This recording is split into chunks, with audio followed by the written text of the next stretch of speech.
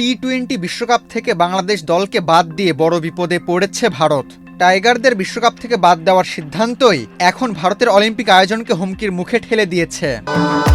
ভবিষ্যৎ হোক নিরাপদ, বিনিয়োগ হোক বিশ্বস্ত, আর আমার পছন্দ সল্ট বে। ওয়েলকাম টু সল্ট বে। এমনটাই জানিয়েছে প্রভাবশালী ব্রিটিশ সংবাদ মাধ্যম দ্য গার্ডিয়ান।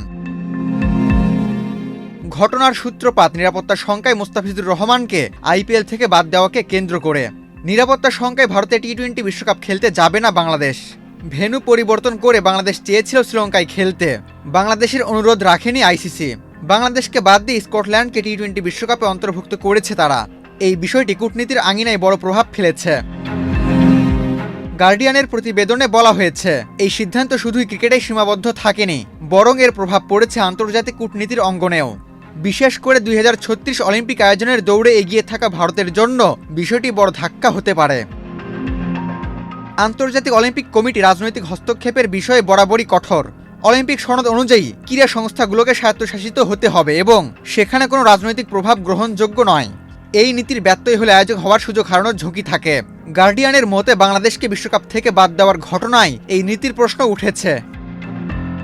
বাংলাদেশের অন্তর্বর্তীকালীন সরকারের প্রধান উপদেষ্টা ডক্টর মোহাম্মদ ইউনুস অলিম্পিক কমিটির সঙ্গে সরাসরি সম্পৃক্ত।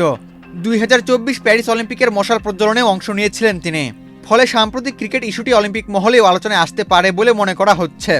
এর প্রভাব 2028 অলিম্পিক পর্যন্ত গড়াতে পারে বলেও আশঙ্কা করা হচ্ছে। এর আগে রাজনৈতিক কারণে ইসরায়েল দলকে ভিসা না দেওয়ায় ইন্দোনেশিয়াকে ভবিষ্যৎ অলিম্পিক আয়োজন থেকে সাময়িকভাবে বাদ দেওয়ার নজির রয়েছে। সেই উদাহরণ টেনে গার্ডিয়ান জানিয়েছে, কোনো পরিস্থিতিতেই আইওসি তাদের নীতির সঙ্গে আপোষ করে না। ভারত 2036 অলিম্পিক গেমস আহমেদাবাদে আয়োজনের আগ্রহ প্রকাশ করেছে, তবে আয়োজক হওয়ার দৌড়ে তাদের বড় প্রতিদ্বন্দ্বী কাতার। তার আগে 2030 কমনওয়েলথ গেমস আয়োজন করতে যাচ্ছে ভারত, যেখানে এই ক্রিকেট ইস্যু আরও গুরুত্ব পাবে বলেই মনে করছেন বিশ্লেষকরা। আবু তালহা, বাংলাদেশ প্রতিদিন।